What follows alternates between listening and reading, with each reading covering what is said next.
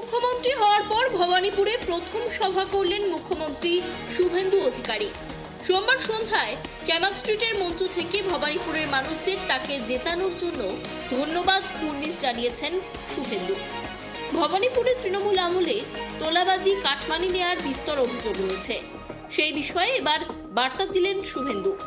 বাসিন্দাদের ভরসা দিয়ে শুভেন্দু বলেন, তোলাবাজি কাটমানি গুন্ডাগিরি ভবানীপুরে আর চলবে না। বাংলায় এখন ভয় আউট, ভরসা ইন। যেভাবে আপনারা আমাকে 29শে এপ্রিল ভোট দিয়েছেন,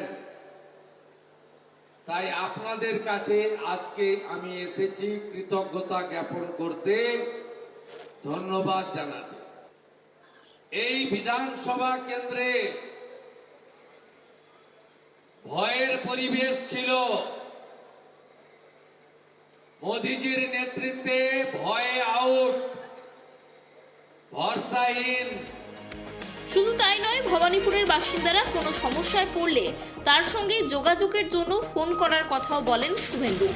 ভবানীপুর এলাকায় বিধায়কের 7টি অফিস থাকবে আগামী দিনে, সেখানেও বাসিন্দারা তাদের অভাব অভিযোগ জানাতে পারবেন বলে জানিয়েছেন শুভেন্দু অধিকারী। लेकिन बाकी 7 वार्ड में 7 एमएलए ऑफिस आने वाला 1 महीने के अंदर मैं चालू कर दूंगा। कोई भी दिक्कत आपको होगा तो मैं आपको पास एक डेडिकेटेड नंबर भेज दूंगा, मेल आईडी भी दे दूंगा। व्यापारी आदमी, हाउसिंग का आदमी, कोई भी किसी तरीके से गलत आपको कुछ बोलेगा, आप मत कीजिए, मेरा पास सीधा समाचार भेज देना।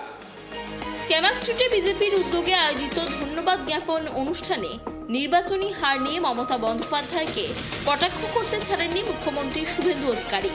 শুভেন্দুর কথায়, যে নিজের বুথেই জিততে পারে না তাকে বাংলার মানুষ দরজা দেখিয়ে দিয়েছে। মমতা ব্যানার্জি যেখানে ভোট দিয়েছে মিত্র ইনস্টিটিউশন,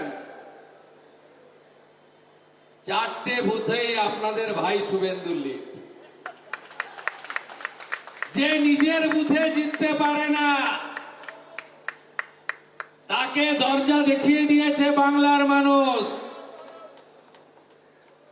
যে আপনার রাজনৈতিক দিন শেষ, টাটা বাই বাই, খতম, পুরা খতম।